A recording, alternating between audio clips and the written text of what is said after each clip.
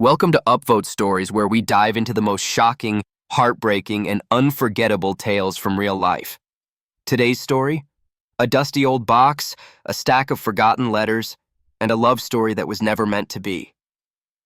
What starts as an innocent discovery in the attic soon uncovers a painful family secret, one that changes everything.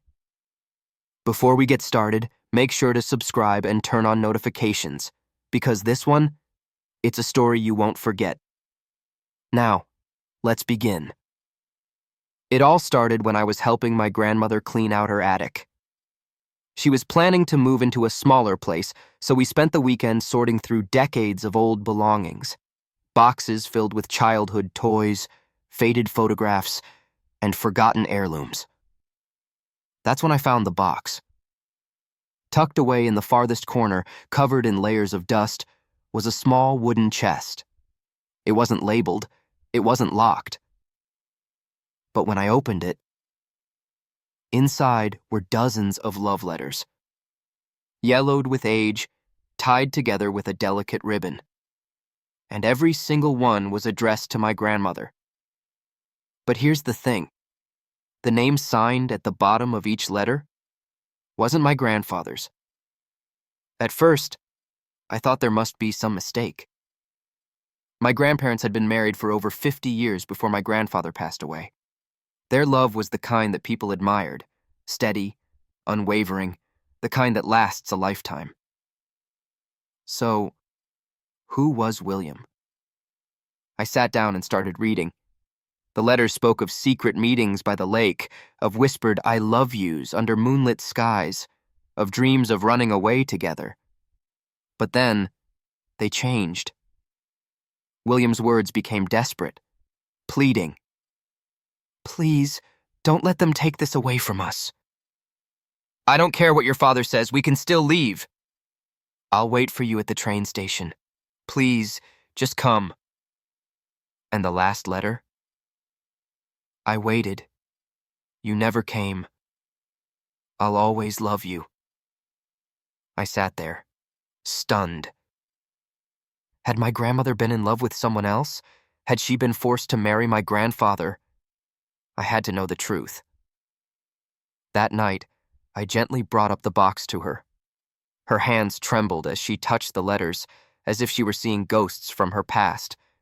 And then, with a deep breath, she told me everything.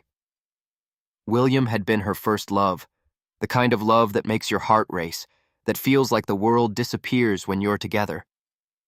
But her family, they had other plans.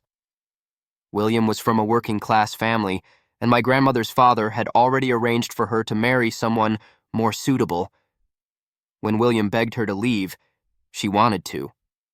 She was ready, but on the night they were supposed to run away, her father locked her in her room.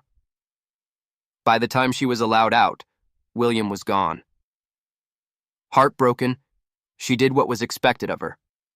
She married my grandfather, built a life, raised a family, and tried to forget. But she never really did. I asked her, "Did you love Grandpa?" She smiled softly. I did. He was kind to me. We built something strong, but I never stopped wondering what my life could have been. For years, she had hidden those letters, not because she regretted her life, but because a part of her still loved William. And the most heartbreaking part? After my grandfather passed, she looked for him. But it was too late. William had passed away years earlier, never married, never moved away. He had waited for her. And that's how one forgotten box revealed a love story that was never meant to be. A love that was stolen by time, by family, by fate. It makes you wonder, what if she had made it to that train station? What if things had been different? Have you ever discovered a hidden family secret? Or do you believe that some love stories are meant to stay in the past? Let us know in the comments. And don't forget to subscribe for more stories that stay with you long after they end. Until next time, some love stories never truly end. They just live on. in the what ifs.